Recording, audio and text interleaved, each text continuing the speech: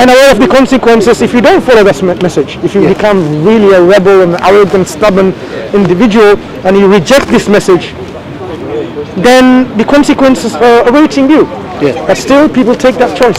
Yes, I mean, that's what's quite surprising, isn't it? I mean, one of the things as Muslims, when we come to, invite people or tell people about to come back to this reality, is to make people or remind themselves of this reality. We can't force on people. No. We can't convince people. I mean, this is a false notion that I can convince you, and we can't. You have to convince yourself from the information or whatever other means that is presented to you or come by you that you take in yourself. So I can give you all rational reasons why Islam is true, but it might not convince you, because what convinces you is what you make that as a convincing for you. So it's a constant, I would say, like struggle to live in this life, to make people understand this. Some people often question, why do you have to tell me about religion? Why do you have to tell me about Islam? Why do you have to, I don't care. But if you knew someone is walking a path, and at the end there's a big hole down there going to fall over, would you not want them? Yeah, of course. Well, that's how we feel as Muslims. Or yourself, what religion do you follow? Well, to be honest, I don't really follow a religion. I mean, I bought into Catholicism, which is Christianity. And for my part, I have no doubt that there is God, and I have no doubt that there is the devil. I know those things are around me. We can, if we can see around us evil. We can see it. We can also see that there is good. Absolutely. But I think we could probably weigh up the balance. I think we see more evil than good. Depends on how we transform it, because you see, good and evil is a very relative term in this world of ours. If we create a hole in the ozone layer and people get skin cancers, I mean, you can't say it's evil, the world is evil. We did this ourselves. Yeah, but what I mean is there are people that will do things. Yes. I mean, there are a lot of bad people. Yeah, but there are a lot of good people too. No, but what I'm saying is that you could be bad. I've done plenty of things that are bad, but I've not done anything that's evil. An extreme badness. Sure. To me, that's evil. So one of the things, we're all bad. We all do bad things, but maybe we don't do evil things. The extreme badness. So you'd be quite interested to, if you research about Islam. In Islam, we have this concept called this struggle to make yourself better. I didn't use this taboo word, but can you think of which word I'm referring to? Struggling to make yourself better, struggling to make the nation better, struggling to make the world better, struggling to make things better. The taboo word, let me think. Jihad. Oh, I see. The moment people hear jihad, they think it's like a military struggle, political fight. I know that in Islam, that most people jihad they think is, like you say, a fight of aggression and violence. I think jihad is also can be thought of in So jihad was putting forward the correctness of things and so on. But it doesn't have, in people's understanding of it here, don't really correspond. People have totally misused this word and made it into a different term. So the reason I'm saying it's very interesting, it will be interesting to you. So we have this concept of jihad in Islam, which amounts from correcting your own self constantly, your own ego, your own soul, which is the self, to constantly make yourself because it has, we believe God has given us this ability of free will, albeit in a limited form, as well as the knowledge of good and evil. Absolutely. And He's told us to avoid the evil and continue to do good. But our self, our ego, as well as the environment, will constantly want us to get these evil things, right? Because things that God prohibits, you say, why not try that, right? Because the ego, yourself, will want to try it, because that's how curiosity is, maybe. Because if For example, I mean, you want some happiness, and you find that happiness can come by means of force on someone because you can't get it otherwise. That would be considered an evil thing anyway. But some people will want to take that path by forcing on people their own happiness. Rape, for example. Yeah. Yep. Enforcing your own desires on someone else. Yeah. But Islam says all of these, evil things and desires that you have to combat and constantly fight and struggle yourself to stand, yourself from this to a better standard, better type of living, and enable yourself. Yeah. Become angelic in that sense. The reason why we're better than the angels is where we can do that knowing, having the capabilities of doing evil. But if we stop from doing evil and sort of enable us into this perfection of nobility, that's the perfection that God wants us to continue within this life. Yeah. And doing that will ensure the happiness and security and bliss and enjoyment in this life as well as the next life. So when God says, you worship me, part of this worship is like removing a thorn from the road or the path where people, when they step on it, and they will get injured. Yeah. Removing something like harmful from the road. Of course. If someone is in need, when you go and help them, that becomes part of worship. So often people misunderstand this concept of worship and the jihad, where if you think about it, it's something that you can do in this life as part of your living, which is good for us, Yeah. and it gives us a means to secure our destination in the hereafter. Yeah. Do you also believe that there can be a hereafter?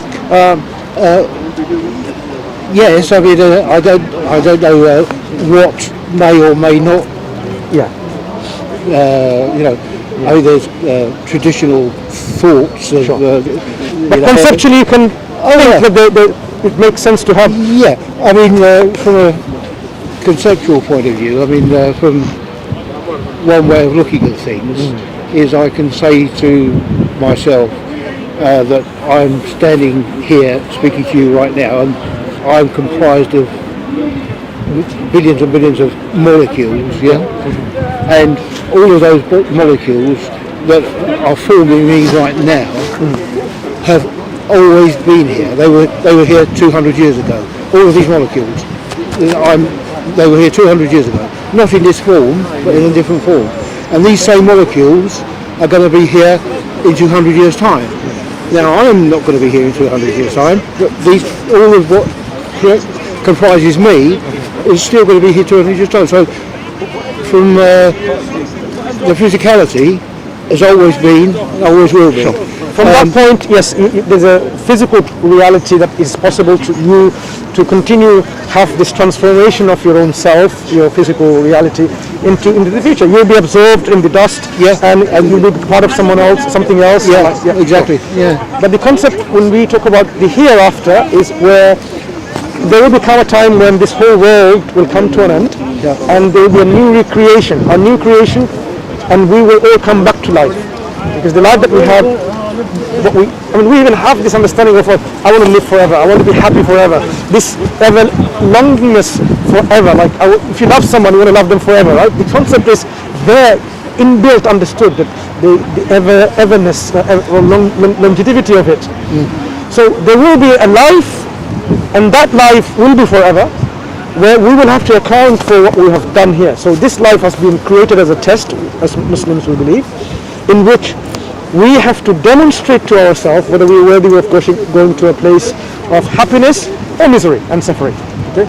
And we will be in front of the judge God, who will judge based on what we believed and what we did, our belief and actions. Yeah. So this life is a test and a measure in terms of how the consequences are going to be in the hereafter. I sort of think the possibility of looking at things like this in this way is that the ultimate thing for you and I or whatever would be to be close to God, yeah? And that people will maybe say that, God will judge you, this and that, and you will not be close to God. But I would maybe inclined to think in terms of saying to myself that if that were to be the case, then if I am not close to God, let's say, it can only be my fault. It's not because God is judging me, oh, you can't be close to me. God was calling me to God. But my stupidity would not go there. In the same way that you've got a child, your child is on one of those little floating boat things on the sea, and you're calling out to your child, come back, don't go there, come back, and your child ignores you and is going away and away and away, and at a point, happens at a certain point, they are so far from you they can't get back. Yeah, not because your fault, you were calling them all the time, but they wouldn't, you see, I look at it the same sort of thing. The Islamic concept is not very drastically different from what you are describing. I mean, in fact, that's why you will be in tune with this concept, where when God placed us on this earth from this very beginning, He's not going to leave us astray by our own making and things like and trial and error, live this life. He will send prophets and messengers as guides to tell us how we're going to live our life in the best possible way, and by doing that, then we will be fulfilling the purpose of our creation.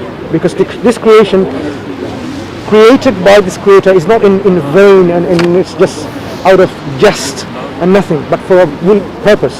Sure. Because God is just, and He created other creation before us, like the angels with no free will, but He's enabled us with a free will, and we want to then see whether with our free will we're able to, do what we're supposed to do. Our ego sometimes come over us, and that's where the problem is. God says, control your ego, submit to God's commands, which is then going to help you to secure your place and of His mercy in paradise, or you will have a place of misery in hellfire, being punished for it. So God sent prophets and messengers, reminds us and constantly guide us through our dreams, through things that you would see. For example, say someone worships instead of God something else, like a statue, right? And he sees a dog comes along, lifts the hind leg and urinates on the statue, and that particular person at that time broke in meditation and became very angry. How can you defile my God? He started running after this dog. And while he was running after this dog, momentarily it clicked on him. Why am I running away from, chasing this dog? The God that I'm worshipping couldn't even protect itself. That was the click. That was the guidance from God at that point to think like, this cannot be God that you're worshipping. You're making stones with your own self, carving them, and you're saying this is the creator of the cosmos. Yeah. You should think twice. So this kind of guidance comes constantly to the people, and prophets and messengers comes throughout. So when our prophet said, for example, if you want to go and find the truth, you go, walking, God will come to you running. Yeah. If you take one step, God will take you 10 steps, because He doesn't force you to believe. He puts you there to develop yourself with the intellect that you have and the free will that you have, and come to your realization yourself that yes, there is a Creator, that He's the one who's worthy of worship, and you live accordingly. And He gives you the respite. You make mistakes. He gives you, the chance again to come back and reconcile. And He accepts your repentance when you ask for forgiveness. And if you take one step, He takes 10 steps, so that it becomes easier. And He tells you, and He reveals books with prophets with evidence. So, okay, this is what you're supposed to believe, and yet people don't.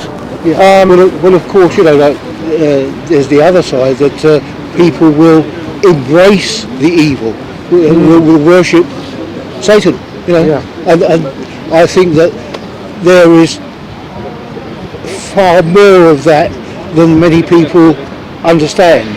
That the world is predominantly being controlled by Satan, and more and more people are buying into it, many of them passively, through persuasion, and others of them very deliberately, that this is their goal, to worship Satan and to bring about Satan's will around us. And we see it all around us. It's all, and the reason why people go towards this satanic rituals and framework It's to fulfill their ego, again, their greed. I mean, they want to be people of fame and power and authority, and that's what they think it makes